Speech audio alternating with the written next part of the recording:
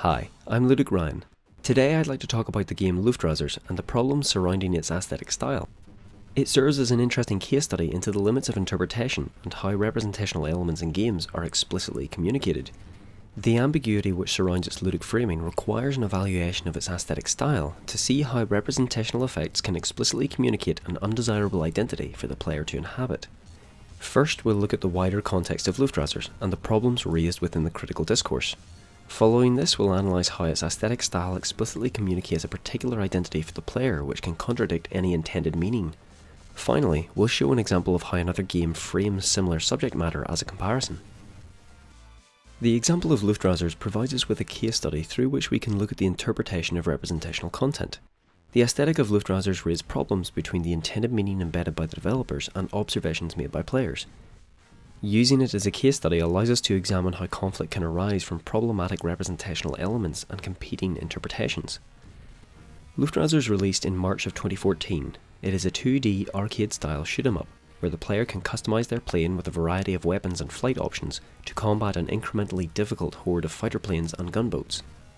Whilst the game was received well critically, the aesthetic style chosen for the game was questioned.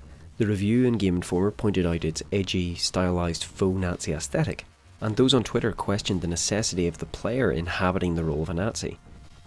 These observations that the game framed its action around a Nazi pilot provoked one of the creators, Rami Ismail, to clarify the intentions behind the design. Luftrausers is intended to capture the feeling of the unknown, akin to older science fiction work where technological advancement has not yet revealed all the answers and the imagination can run wild. The game is placed within an alternate timeline where military intelligence cannot ascertain the specificities of another nation's technological capabilities, and superweapons like lasers and sky fortresses can exist.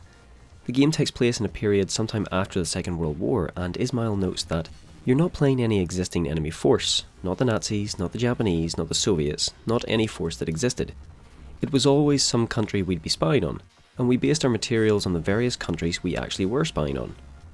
The aesthetic style draws from influences like Thunderbirds in the Second World War. However, it is difficult to see beyond these influences towards the intention because the similarity with Nazi representational elements is at the foreground. The name Luftrausers is based on the word for the German Air Force in World War II, Luftwaffe.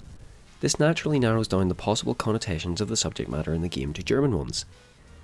Though sepia-toned, the red of this banner on the game's logo contains a white circle with a black symbol of a plane in the middle.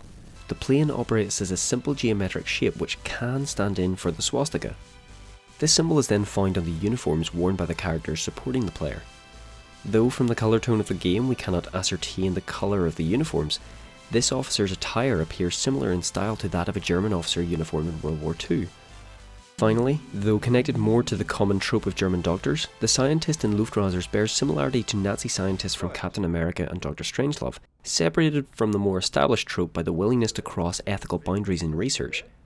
Taken in isolation, these elements might be abstracted enough from any Nazi aesthetic, but together they weave a representational tapestry in the game which, unless explicitly communicated within the system, indicates just that. That Luftrausers contains this kind of aesthetic and subject matter is not the entire problem. It's that it ludically frames proceedings from the Nazi perspective. Anchoring this point is the cutscene which plays when the blimp has been destroyed by the player. Inside we see a figure not unlike Winston Churchill who is only missing a top hat and the V sign to complete the visage. In comparison, games like Wolfenstein don't obfuscate their subject matter, but the important difference is that they frame proceedings in opposition to these Nazi forces. Throughout the game there is no question or ambiguity surrounding the insidious construct of a Nazi state. In his post explaining the intentions behind the aesthetic design of Luftrausers, Ismail notes that there is no wrong interpretation. This is important and true to a certain extent. With any fictional gap left by a creator, the imagination can fill in the blanks based on their own cultural upbringing and idiosyncrasies. But interpretation is a two-way street. The aesthetic is so similar to Nazi iconography where possible inferences are constrained to that subject matter, that it places the player within that ambiguous ludic frame without any explanation as to the true intentions behind the game. I personally enjoyed playing Luftrausers, but have always felt uncomfortable because of this perspective. This is a shame because the mechanical design of the game is so interesting that it deserves investigation. But to ignore the aesthetic style and the ambiguity surrounding the perspective ignores the problems inherent in the game.